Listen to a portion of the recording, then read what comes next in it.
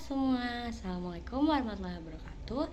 Perkenalkan, nama saya Davina Zara Siregar dari kelas 11E absen 10. Jadi hari ini saya akan menjelaskan tentang pendidikan agama Islam bab 3, yaitu dengan judul menghindari perkelahian pelajar, minuman keras, dan juga narkoba. Jadi untuk yang belum tahu, perkelahian pelajar itu sudah biasa ya, sudah terjadi di lingkungan sekitar kita.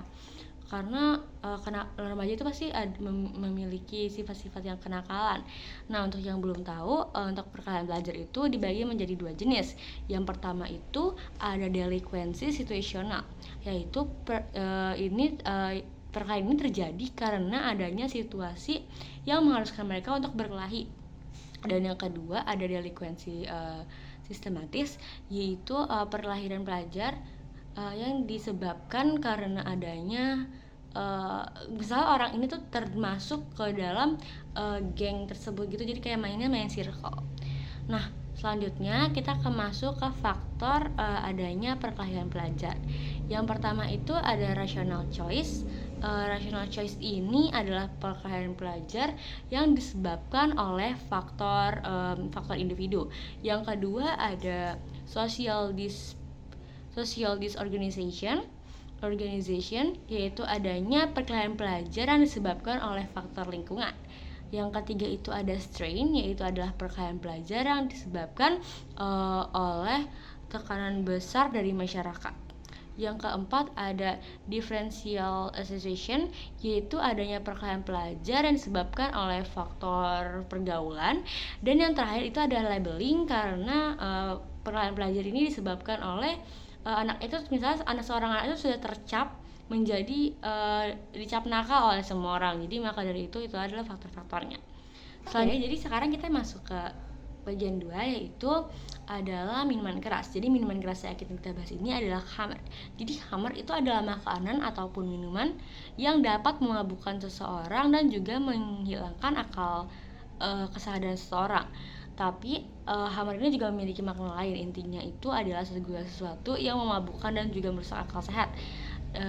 Khamr ini juga, narkoba itu termasuk jenis khamr, dan juga minuman keras itu juga termasuk makna khamr, karena minuman keras dan narkoba itu memabukkan, membuat kita tercandu-candu gitu kan, kalau kata Dylan Chapman.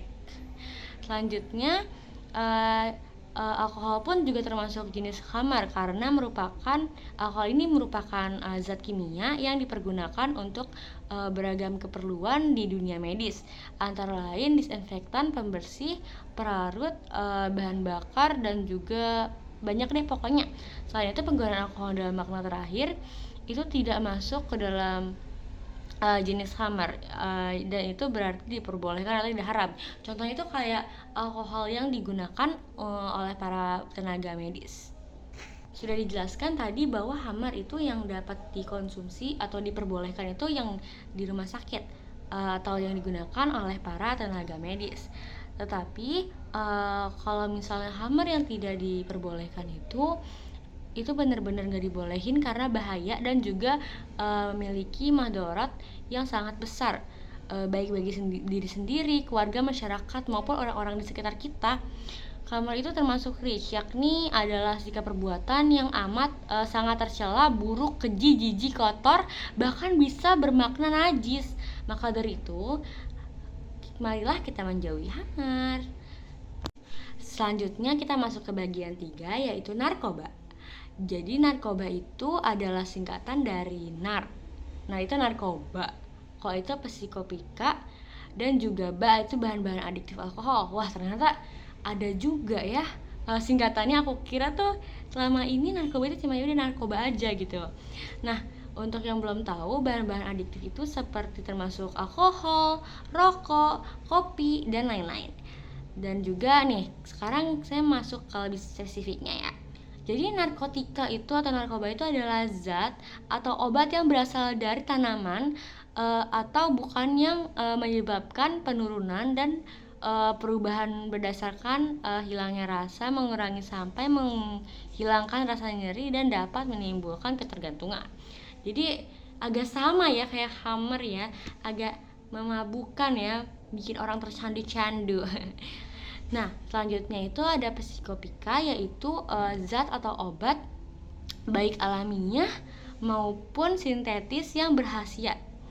Jadi dan juga pengaruhnya dari psikopika ini berpengaruh pada selektif dan susunan saraf pusat yang menyebabkan perubahan khas pada aktivitas mental dan perilaku. Jadi kita jadi kayak berperilaku aneh gitu. Selanjutnya itu ada zat adiktif. Jadi zat adiktif adalah obat ataupun bahan-bahan aktif yang yang jika dikonsumsi oleh organisme hidup atau makhluk hidup menyebabkan kerja biologi serta menimbulkan ketergantungan dan adiksi yang adil, yang sulit dilupakan, dan juga berefek ingin menggunakan secara terus-menerus. Sama aja kayak di atasnya tadi ya, sama-sama memabukkan. Nah, sudah dengar kan tadi penjelasan dari saya. Jadi saya minta kalian mencegah dan juga menanggulangi perilaku-perilaku yang tercela tersebut, karena selain merugikan kita juga dapat merugikan orang lain dan juga masa depan kita. Dan juga marilah untuk orang tua mengetatkan pengawasan kepada anaknya agar anak-anak tidak melakukan perilaku-perilaku tercela seperti penjelasan saya tadi ya. Jadi sekian dari saya. Terima kasih banyak. Mohon maaf bila ada kesalahan dan kekurangan. Saya akhiri. Assalamualaikum warahmatullahi wabarakatuh. Dadah.